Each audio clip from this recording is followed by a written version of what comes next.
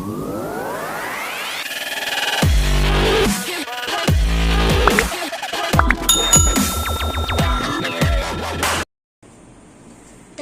പുതിയൊരു വീഡിയോയിലേക്ക് സ്വാഗതം. ഇന്ന് നമ്മുടെ കെമിസ്ട്രിയിലെ ഫസ്റ്റ് ചാപ്റ്ററിന്റെ കണ്ടിന്യൂഷൻ ആണ് എടുക്കുന്നത്. ഇന്നലെ സബ്ഷൽ ഇലക്ട്രോണിക് കോൺഫിഗറേഷനെ കുറിച്ചിട്ടൊക്കെ പറഞ്ഞു. ഇനി നമ്മൾ നോക്കുന്നത് regularity of the electronic configuration of chromium and copper. ക്രോമിയത്തിന്റെയും കോപ്പറിന്റെയും ഇലക്ട്രോണിക് കോൺഫിഗറേഷനിലുള്ള പ്രത്യേകത എന്താണെന്നുള്ളതാണ് ഇനി നമ്മൾ നോക്കാൻ പോകുന്നത്. അപ്പൊ ക്രോമിയത്തിന്റെ ഇലക്ട്രോൺ വിന്യാസം എഴുതാം നമുക്ക് ആദ്യം. ക്രോമിയത്തിന്റെ അറ്റോമിക് നമ്പർ എത്രയാണ്? 24. ഇലക്ട്രോണിക് കോൺഫിഗറേഷൻ എങ്ങനെയാണ് എഴുതുന്നത്? 1s2, 2s2,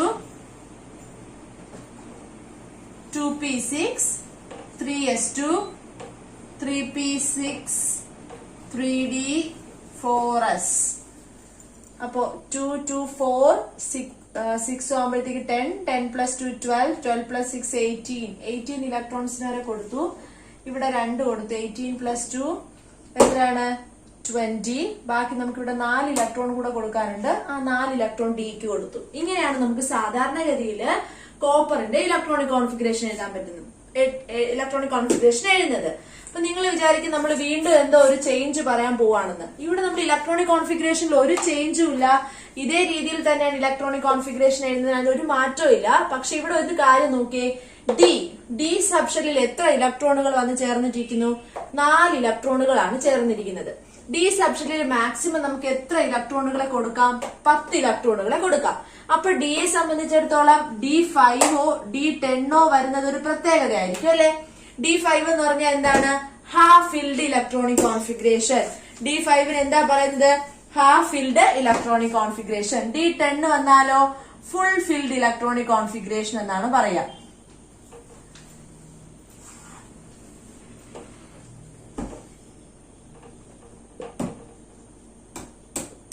ഹാഫ് ഫിൽഡും ഫുൾ ഫിൽഡും ആണ് നമ്മൾ പറഞ്ഞുകൊണ്ടിരിക്കുന്നത്.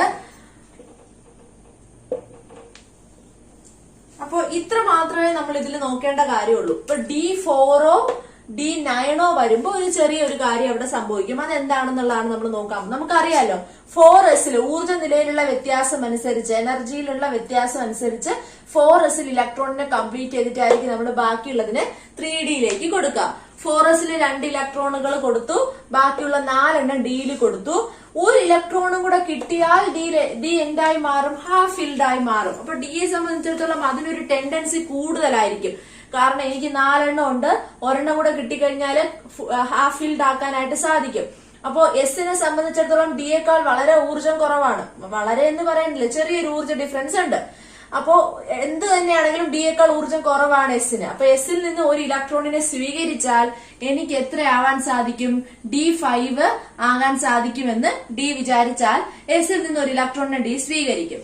അത് മാത്രമാണ് നമ്മൾ ഇവിടെ പറയുന്ന ചേഞ്ച്. അപ്പൊ ഇവിടെ എന്തായിരിക്കും സംഭവിക്കുക? 1s2, 2s2, 2p6, 3s2, 3p6, 3d5, 4s1. ഇത്രയേ ഉള്ളൂ. ഇതാണ് ക്രോമിയത്തിന്റെ ഇലക്ട്രോണിക് കോൺഫിഗറേഷനിലുള്ള പ്രത്യേകത. ഇത് മാത്രമേ ഉള്ളൂ നമ്മൾ മനസ്സിലാക്കാനായിട്ട്. D4 3Dയിലാണല്ലോ നമ്മൾ D സ്റ്റാർട്ട് ചെയ്യുന്നത് അല്ലെ? 2ൽ നമുക്ക് 2p വരെ ഉള്ളൂ. 3ൽ സ്റ്റാർട്ട് ചെയ്യുമ്പോഴാണ് 3s, 3p, 3d എന്നുള്ള നമ്പർ വരുന്നത്. അവിടെ തന്നെയാണ് എല്ലാ പ്രത്യേകതകളും സ്റ്റാർട്ട് ചെയ്യുന്നത്. എസിന് കംപ്ലീറ്റ് ചെയ്തതിനു ശേഷം ഡിക്ക് ഇലക്ട്രോണിനെ കൊടുക്കുള്ളൂ. അതുപോലെ തന്നെ 3D4ഓ 3D9ഓ വരുമ്പോൾ മാത്രം എസിൽ നിന്ന് ഒരു ഇലക്ട്രോണിനെ സ്വീകരിച്ച് 3D അതായത് ഡി സബ്ഷെല്ല് ഹാഫ് ഫിൽഡോ കംപ്ലീറ്റ് ഫിൽഡ് ഇലക്ട്രോണിക് കോൺഫിഗറേഷനോ ആവാനായിട്ട് ശ്രമിക്കും. ആ ഒരു വ്യത്യാസമാണ് നമ്മളിവിടെ ഡിസ്കസ് ചെയ്യുന്നത്. കോപ്പറിന്റെ കാര്യം നിങ്ങൾക്ക് ക്ലിയർ ആയെന്ന് വിചാരിക്കുന്നു, ക്രോമിയത്തിന്റെ കാര്യം ക്ലിയർ ആയെന്ന് വിചാരിക്കുന്നു. ഇനി നിങ്ങൾ ടെക്സ്റ്റിൽ തന്നെ അതിനൊരു ഡിസ്ക്രിപ്ഷൻ തന്നിട്ടുണ്ട്, നമുക്ക് അതിലേക്ക് നോക്കാം. The D subshell can accommodate a maximum of 10 electrons. The completely filled configuration D10 or the half-filled configuration D5 of this subshell is more stable than the others. Based on these atoms with the D4s2, D9s2 configuration will have some changes in the filling of electrons to attain stability. Likewise, for F subshell, F7 and F14 arrangement are more stable. അതായത് D സബ്ഷെല്ലിന് പരമാവധി 10 ഇലക്ട്രോണുകൾ ഉൾക്കൊള്ളാൻ കഴിയും. ഈ subshell പൂർണ്ണമായി നിറഞ്ഞിരിക്കുന്നതോ പകുതി മാത്രം നിറഞ്ഞിരിക്കുന്നതോ ആയ ക്രമീകരണങ്ങൾ മറ്റുള്ളവയേക്കാൾ സ്ഥിരത കൂടിയവയാണ്. ഇതിന്റെ അടിസ്ഥാനത്തിൽ D4s2 D9s2 എന്നീ ഇലക്ട്രോൺ ക്രമീകരണം വരേണ്ട ആറ്റങ്ങളിൽ സ്ഥിരതയ്ക്ക് വേണ്ടി ഇലക്ട്രോൺ പൂരണത്തിൽ ചില മാറ്റങ്ങൾ ഉണ്ടായിരിക്കും. അത് ഡിയുടെ കാര്യം. അതുപോലെ തന്നെ എഫിനും ഉണ്ട്. എഫിൽ നമുക്കറിയാം എഫ് സബ്ഷെല്ലിലെ മാക്സിമം നമുക്ക് 14 ഇലക്ട്രോണുകളെ ഉൾക്കൊള്ളിക്കാം.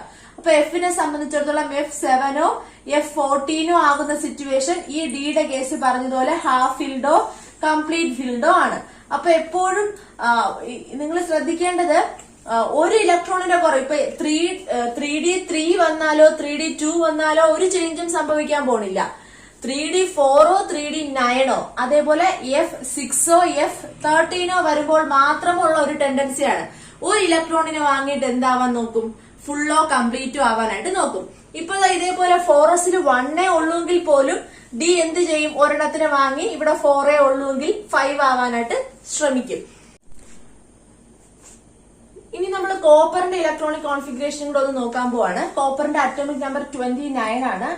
സബ്ഷെൽ ഇലക്ട്രോണിക് വിന്യാസം എങ്ങനെയാ എഴുതുന്നത്? 1s2 2s2 2p6 3s2 3p6 3d4s 2 to 4 10 12 18 18 ഇലക്ട്രോണുകളെ കൊടുത്തു.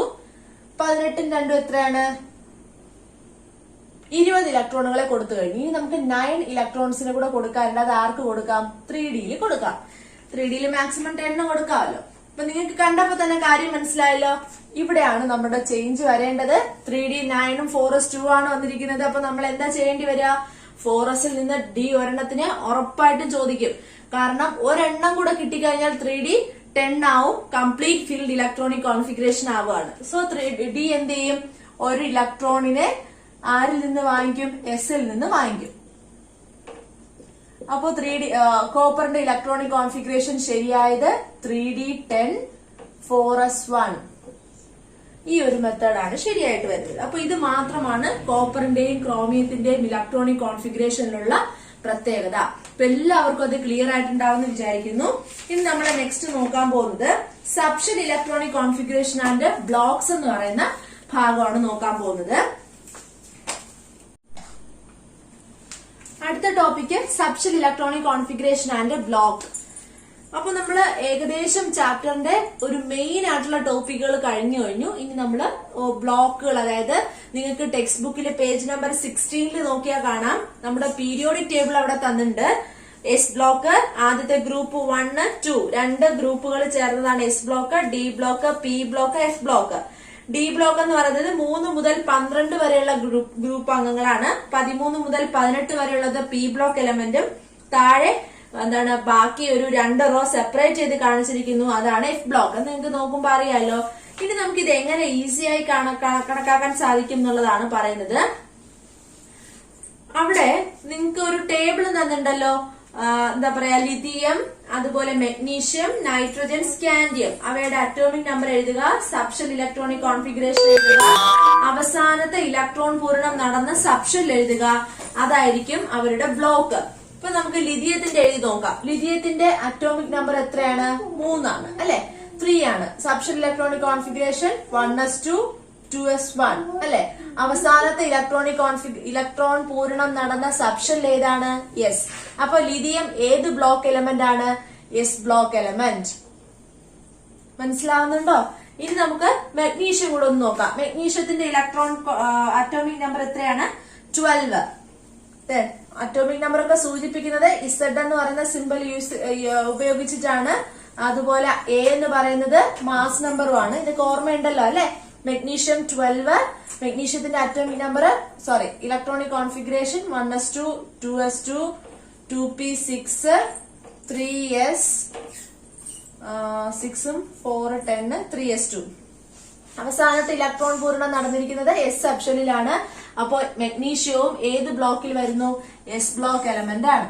അപ്പൊ ഈ രീതിയിൽ നമുക്ക് ഏത് ബ്ലോക്ക് എലമെന്റ് ആണ്, ഒരു എലമെന്റ് തന്നാൽ അതിന്റെ ബ്ലോക്ക് കണ്ടുപിടിക്കാൻ, അത് ഏത് ബ്ലോക്കിൽ ഉൾപ്പെട്ടിരിക്കുന്നു എന്ന് കണ്ടുപിടിക്കാൻ അതിന്റെ സബ്ഷെൽ ഇലക്ട്രോണിക് കോൺഫിഗറേഷൻ എഴുതിയിട്ട് അവസാനത്തെ ഇലക്ട്രോൺ പൂരണം നടന്ന സബ്ഷെൽ ഏതാണോ ആ സബ്ഷെല്ലിന്റെ പേരായിരിക്കും അതിന്റെ ബ്ലോക്ക്. ഇനി ഞാനൊരു കാര്യം കൂടെ പറയട്ടെ. നമ്മൾ നേരത്തെ ഇലക്ട്രോണിക് കോൺഫിഗറേഷൻ എഴുതുന്ന കാര്യം പറഞ്ഞില്ലേ, ആരുടെയൊക്കെ? പൊട്ടാസ്യത്തിന് ശേഷമുള്ള എലമെന്റിന്റെ. പൊട്ടാസ്യത്തിന്റെ ഏതാണ്? K19. പൊട്ടാസ്യത്തിന്റെ ഇലക്ട്രോണിക് കോൺഫിഗറേഷൻ എഴുതുമ്പോൾ 1s2, 2s2, 2p6, 3s2, 3p6, 3d, 4s അല്ലെ? 2, 2, 4, 6, 10, 12, 18 ഡിയിൽ കൊടുക്കുക, നമ്മള് 4s കൊടുക്കും അല്ലെ? പക്ഷെ എന്നാൽ നമ്മൾ ഇവിടെ ഗ്രൂപ്പ് ഏതെന്ന്, ബ്ലോക്ക് ഏതെന്ന് ചോദിക്കുമ്പോ എസ് എന്ന് പറയാൻ സാധിക്കോ? സാധിക്കില്ല. അവിടെ നമ്മൾ എന്താ നോക്കേണ്ടത്? സ്വാഭാവികമായും പി കഴിഞ്ഞ് വരേണ്ട ബ്ലോക്ക് ഏതാണ്? ഡി ആണ്. അപ്പോ ഡി തന്നെയല്ലേ അവിടെ വരേണ്ടിയിരുന്നത്. എനർജിയിലുള്ള വ്യത്യാസം കൊണ്ടാണ് നമ്മൾ എസിലേക്ക് പോയത്. പക്ഷെ ഡി അവിടെ ഉണ്ട്. സോ നമ്മൾ അവിടെ ഡി ബ്ലോക്ക് ആയിട്ടായിരിക്കും അതിനെ കണക്കാക്കുന്നത്. അത് കുറച്ചും കൂടെ ഡീപ്പായിട്ട് നമുക്ക് ആ ഒരു പോർഷൻ എത്തുമ്പോൾ, അതായത് ഡി ബ്ലോക്ക് എലമെന്റ്സിന്റെ കാര്യം എത്തുമ്പോൾ നമുക്ക് ഒന്നും കൂടെ നന്നായി മനസ്സിലാക്കാം. എങ്കിലും ബ്ലോക്കുകൾ കണ്ടെത്തുന്നത് ഈ രീതിയിലാണെന്ന് പറയുമ്പോൾ ഒരു കറപ്ഷൻ ഉണ്ടെങ്കിൽ അതും കൂടെ പറയണമല്ലോ എന്ന് കരുതിയാണ് ഞാൻ വീണ്ടും ഇവിടെ അത് ഉപയോഗിച്ചത്. ഇനി നമുക്ക് അവിടെ കുറച്ച് ക്വസ്റ്റ്യൻസ് ഒക്കെ ചോദിച്ചിട്ടുണ്ട്. അതൊക്കെ നിങ്ങൾ ടേബിൾ നോക്കി എഴുതാൻ സാധിക്കുന്നതാണ്. ഇനി നമ്മൾ നോക്കുന്നത് സബ്ഷെൽ ഇലക്ട്രോൺ വിന്യാസത്തിന്റെ അടിസ്ഥാനത്തിൽ പിരീഡ്, ഗ്രൂപ്പ് എന്നിവ എങ്ങനെയാണ് കണ്ടെത്തുന്നത് എന്നുള്ള പോർഷനാണ് ഇനി നമ്മൾ നോക്കുന്നത്. The period and the group can be found out on the basis of subshell electronic configuration. അത് പേജ് നമ്പർ 18 നമുക്ക് വീണ്ടും ഒരു ടേബിൾ തന്നിട്ടുണ്ട്. ആ ടേബിളും കൂടെയാണ് നമ്മൾ ഇന്ന് ഡിസ്കസ് ചെയ്യാൻ പോകുന്നത്. അതായത് ബെറിലിയം, അതിന്റെ subshell electronic configuration, number of outermost shell, period number. ഇപ്പൊ നമ്മൾ ഏത് ബ്ലോക്ക് ആണെന്ന് കണ്ടുപിടിക്കുന്ന കാര്യമല്ലേ പറഞ്ഞത്? അവസാനത്തെ ഇലക്ട്രോൺ പൂരണം നടന്ന സബ്ഷെൽ ഏതാണോ അതായിരിക്കും ബ്ലോക്ക് എന്ന് പറഞ്ഞല്ലോ. അതുപോലെ പീരീഡ് നമ്പർ നമുക്ക് കണ്ടുപിടിക്കാൻ സാധിക്കും. ഇപ്പൊ എക്സാമ്പിൾ ആയിട്ട് ബെറിലിയത്തിന്റെ ഇലക്ട്രോണിക് കോൺഫിഗറേഷൻ 1s2, 2s2. അവസാനത്തെ number of outermost shell എത്രയാണ്? Number of outermost shell ഏതാണ്? നമുക്ക് നമ്മുടെ എസ് ബ്ലോക്കിന് തൊട്ട് മുമ്പിലുള്ള ഈ ഒരു നമ്പർ എന്ന് പറയുന്നത് എന്താണ്? ഷെൽ നമ്പർ ആണ്. ഓർമ്മയില്ല നമ്മൾ പറഞ്ഞത് KLMN എന്ന് പറയുന്ന ഷെല്ലില് എസ് എന്ന് പറയുന്നത് ഒന്നാമത്തെ ഷെല്ലിലെ അംഗം, അതുകൊണ്ട് 1s. പിന്നെ 2s വരുമ്പോ എസ് എങ്ങോട്ടേക്ക് പോയി? എല്ലിലേക്ക് പോയി. 2p എന്ന് പറയുമ്പോൾ 2 എന്ന നമ്പർ ഈ എല്ലിനെയാണ് ഡിനോട്ട് ചെയ്യുന്നത്. 3s എന്ന് പറയുമ്പോൾ ഇത് മൂന്നാമത്തെ ഷെല്ലിനെയാണ്, എമ്മിനെയാണ് ഡിനോട്ട് ചെയ്യുന്നത്. 3p മൂന്നാമത്തെ ഷെല്ലായ എമ്മിനെയാണ്. 3dയും മൂന്നാമത്തെ ഷെല്ലായ എമ്മിനെയാണ്. 4s പോകുമ്പം ഇവിടത്തെ എസ് എന്നിനെയാണ് ഡിനോട്ട് ചെയ്യുന്നത്. അതുപോലെ 4pയും 4dയും 4fഉം എല്ലാം തന്നെ എൻ ഷെല്ലിൽ വരുന്നതാണ്. അപ്പൊ ഇവിടെ നമ്മൾ ഇടതുവശത്ത് കൊടുക്കുന്ന നമ്പറുകളെല്ലാം തന്നെ ഏത് ഗ്രൂപ്പ് നമ്പർ ആണെന്നുള്ളതാണ് കാണിക്കുന്നത്. ഏത് ഷെൽ നമ്പർ എന്നുള്ളതാണ് കാണിക്കുന്നത്. മനസ്സിലായല്ലോ? അങ്ങനെയാണെങ്കിൽ ഇവിടെ ബെറിലിയത്തിന്റെ അവസാനത്തെ ഇലക്ട്രോൺ സബ്ഷെല്ലിൽ വന്നിരിക്കുന്നത് രണ്ടാമത്തെ ഷെൽ നമ്പറിലാണ്. അപ്പൊ ഇവിടത്തെ ഷെൽ നമ്പർ ഏതാണ്? 2. അതുപോലെ അവിടുത്തെ പീരീഡ് നമ്പർ എന്ത് തന്നെയായിരിക്കും? 2 തന്നെ ആയിരിക്കും. അതുപോലെ കാർബൺ തന്നിട്ടുണ്ട്. കാർബൺ കൂടെ നോക്കിയേ. 1s2, 2s2, 2p2ലാണ് വന്നിരിക്കുന്നത്. അവസാനത്തെ ഇലക്ട്രോൺ പൂരണം നടന്ന പി ബ്ലോക്ക് 2 എന്ന് പറയുന്ന സബ്ഷെൽ നമ്പർ ആണ് വന്നിരിക്കുന്നത്, ഷെൽ നമ്പർ ആണ് വന്നിരിക്കുന്നത്. അപ്പൊ ഇവിടത്തെയും പീരീഡ് നമ്പർ ഏത് തന്നെയായിരിക്കും? 2 തന്നെയായിരിക്കും. ഇപ്പൊ K തന്നിട്ടുണ്ടല്ലോ. Potassium 1s2, 2s2, 2p6, 3s2, 3p6, 3d, 4s1 അല്ലെ? ഇതാണ് നമ്മുടെ പൊട്ടാസ്യത്തിന്റെ എഴുതുന്നത്. അപ്പൊ അവസാനത്തെ ഇലക്ട്രോൺ പൂരണം നമ്മൾ ഓർമ്മിക്കേണ്ട കാര്യം 4s1 നമ്മളിവിടെ കണക്കാക്കില്ല. 3dയിലാണ് 1 വരേണ്ടത്. സോ നമ്മൾ 3d, കാരണം ഇത് നമ്മുടെ ഊർജ്ജ നിലയിലുള്ള വ്യത്യാസം അനുസരിച്ചുള്ള കാര്യമാണ് പറയുന്നത്. പക്ഷെ നോർമലി പൊട്ടാസ്യത്തിന്റെ ഇലക്ട്രോണിക് കോൺഫിഗറേഷൻ എഴുതുമ്പോൾ 3dയിൽ തന്നെയല്ലേ 1 വരേണ്ടിയിരുന്നത്. അതുകൊണ്ട് അവിടെ ഡിയെ തന്നെ അവസാനത്തെ ഇലക്ട്രോൺ സബ്ഷെല്ലായിട്ട് കണക്കാക്കുള്ളൂ. ഡിക്ക് തൊട്ട് മുമ്പുള്ള നമ്പറിനെ തന്നെ കാൽക്കുലേറ്റ് ചെയ്യുള്ളൂ. അത് 3 തന്നെയാണ്. ഓക്കെ, അപ്പൊ ഇങ്ങനെയാണ് നമ്മൾ പീരീഡ് നമ്പറും ബ്ലോക്ക് നമ്പറും കണക്കാക്കുന്നത്. ഇനി നമുക്ക് ഓരോ ബ്ലോക്ക് എലമെന്റുകളെയും കുറിച്ച്, അതായത് S block element, P block element, D block, F block, ഓരോ എലമെന്റുകളെയും കുറിച്ചും അടുത്ത വീഡിയോയിൽ നമുക്ക് നോക്കാം.